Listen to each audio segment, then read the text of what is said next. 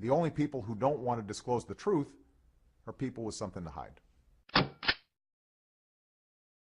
Barack Hussein Obama, I, do solemnly swear. I, Barack Hussein Obama, do solemnly swear That I will execute the office of President to the United States faithfully. that I will execute The office of President of the United office of States. President of the United States faithfully. Oh, God. It was so awkward. Remember that? I was there. It was like, oh, what's happening? I have to know, but I feel uncomfortable.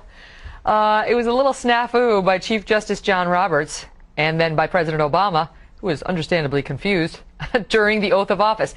Chief Justice, don't try to memorize it. Just read it. No one's going to hold it against you. They wound up having to do it again, a redo, the next day, quietly, just in case the oath wasn't official and he wasn't really our president. They just wanted to make sure they had crossed all the T's. Interestingly enough, they will also have to do the oath twice this time around. That's because the president's term ends on Sunday, when inaugural ceremonies historically do not take place. You can't have the big pomp and circumstance. I don't know if you go by history. Anyway, now we're having two. So they'll make his second term official on Sunday, and then we'll have the big pomp and circumstance swearing in on Monday at the Capitol. So the president gets 4 swearings in.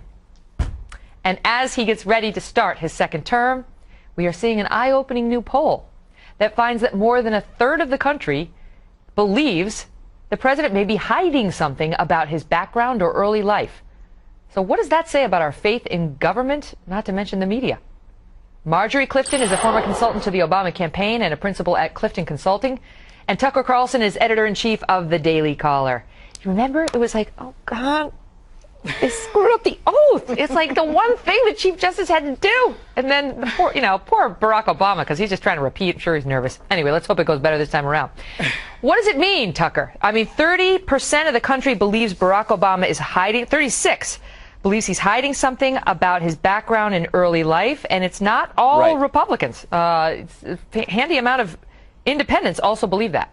Well, that's true. The same poll showed 36% of Democrats think Bush was part of the 9/11 conspiracy. So there are lots of conspiracy theories floating around. It's a complicated world. People use these theories to explain it when they don't understand it. I would say the real mystery is not where Obama's from. Who cares? It's his motives in doing the things he does. So he said Obamacare would reduce health care costs. It didn't. He said raising taxes on the rich would balance the budget. It didn't. He now says banning rifles with certain cosmetic features will prevent school shootings when he knows that's not true. So the real mystery is his motive. Why is the president pushing policies?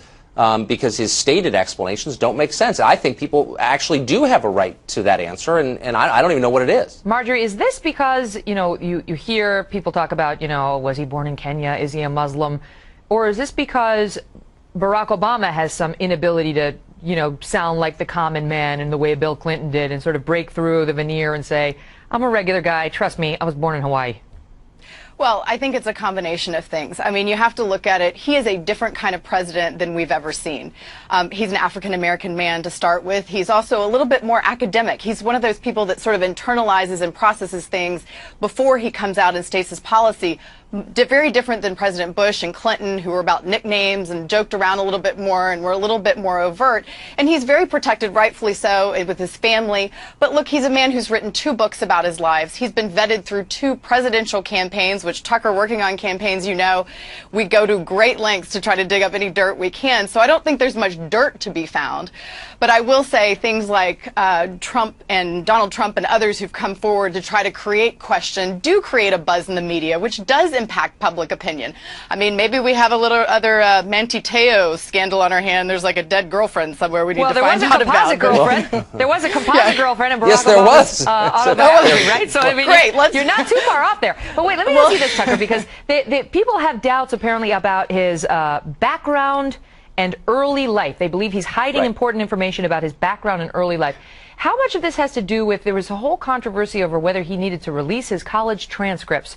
And we do know precious little about his college years and, who were his friends and who are the folks that he spent that time with. Yeah. I mean, should we not be so dismissive of the 36% of Americans who still have some questions about that? Well, my principal objections to the Obama administration have to do with the policies they're putting forward, including and especially the gun control legislation they outlined the other day. However, I think it's interesting that he hasn't answered basic questions about his background. I'm not sure how relevant it is. It wouldn't change, speaking for myself, my view of his political ideas, which are wrong. But I still think he deserves to be asked those questions. And to Marjorie's point that he was vetted, he was not vetted, actually, very effectively by the press. We know virtually nothing. The average person knows nothing about, say, his voting record in Illinois as a state senator. And the truth is that most reporters felt in 2008 and even in 2012 that it was pretty important that this guy be elected president, that he was a historic figure, he was a good guy, he's sort of one of us, he's an academic, he's an intellectual.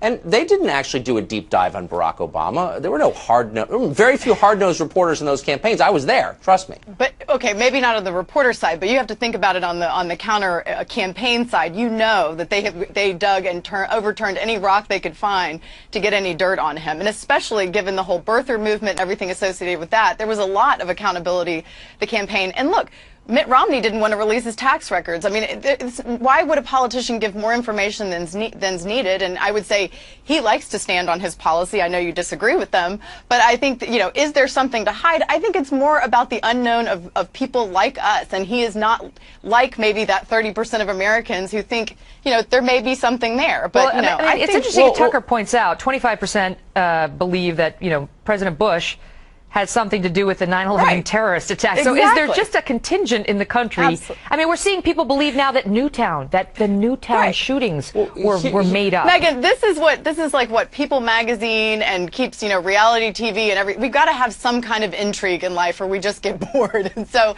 I mean, he's in a great... Go ahead, Tucker. No, I think that's right, but it's deeper than that. I mean, here's the Tea Party is actually right. Most of the power in the country is concentrated in a relatively few number of hands, and it's a very complex series of systems that run the world, and most people don't understand them, and they're frustrated by that, and they resort, sadly in my view, but to sometimes fantastical conspiracy theories to explain them. But there are a lot of things about Obama that were ignored by the press. We aired a video of him calling the federal government racist in its response to Katrina. Nobody reported on that during the campaign. They just ignored it. So he wasn't vetted. Well, for what it's worth, the poll was conducted of 814 registered American voters. I don't know, whether that's a huge sample or not, but in any event, we leave it at that. The only people who don't want to disclose the truth are people with something to hide.